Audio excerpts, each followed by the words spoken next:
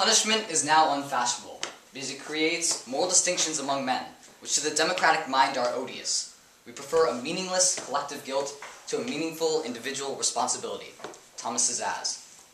When a child commits a murder, does he instantly become an adult? 14-year-old Nathaniel Brazil was found guilty of second-degree murder, but was only charged for 28 years in prison. Would that change the fact? Would the fact that Nathaniel Brazil, being a child, change the fact that we lost somebody like Jonathan Cornelius Kwan?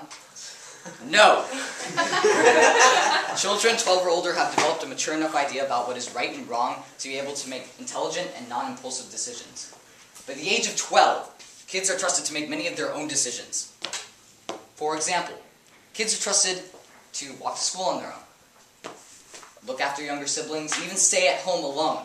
This all proves that people believe that kids 12 or older do have a sense of independence and are able to act on the difference between right and wrong.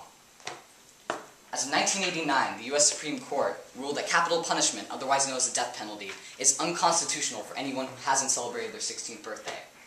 On the other hand, a recent ABC News poll showed that 55% of Americans believe that the perpetrator's age and not that the crime and not the perpetrator's age should be the determining factor in sentencing. Think about it. In this case, the esteemed Supreme Court justices were wrong. Remember how in first grade you would get a gold star for lining up the quickest or reading the most pages out of anyone in the class? But do you also remember those times when you had to stay in after school or stay in during recess when you talked out of turn or hit another student? These are all examples of the facts that kids are punished if they do the wrong thing. These punishments are necessary in helping the child determine right from wrong. It is only common sense that kids should be punished for their bad behavior, from suspensions, expulsions, detentions, groundings, timeouts, to loss of privileges. All societies dole out punishments to kids. Jasmine Richardson was 14 when she killed both her parents and her younger brother. The only reason she did this was because her parents did not agree with who she was dating. She was later convicted to 10 years in prison because of the age at which she committed the crime. Kids have the power to kill, plain and simple.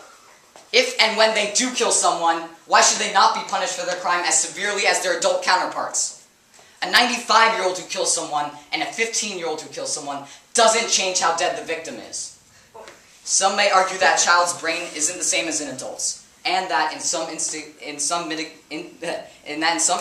mitigating circumstances should be taken into account when sentencing a murderer, such as cases where the accused party is mentally retarded or mentally incapacitated. Different steps should be taken to create the appropriate sentence. But a normally functioning child does know what they're doing, does know killing is wrong, and does know the difference between right and wrong. On February 13, 1933, Robert Thompson and John Venables 1993. Robert Thompson and John Venables kidnapped a random 3-year-old child from a store and walked him to the railroad track 2.5 miles out of town. They then proceeded to batter him with bricks, stones, and a 22-pound iron bar. After beating the kid almost to death, they shoved batteries in his mouth and sexually assaulted him. They then left him on the tracks and let a train run over him. Both of these boys were 13 and they were interviewed by therapists. Therapists said they were not psychopaths and they had realized just what they had done, but yet felt no guilt because they did not know the boy.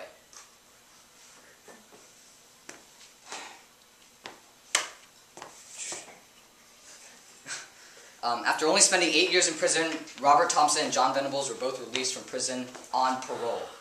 Does it seem logical or fair?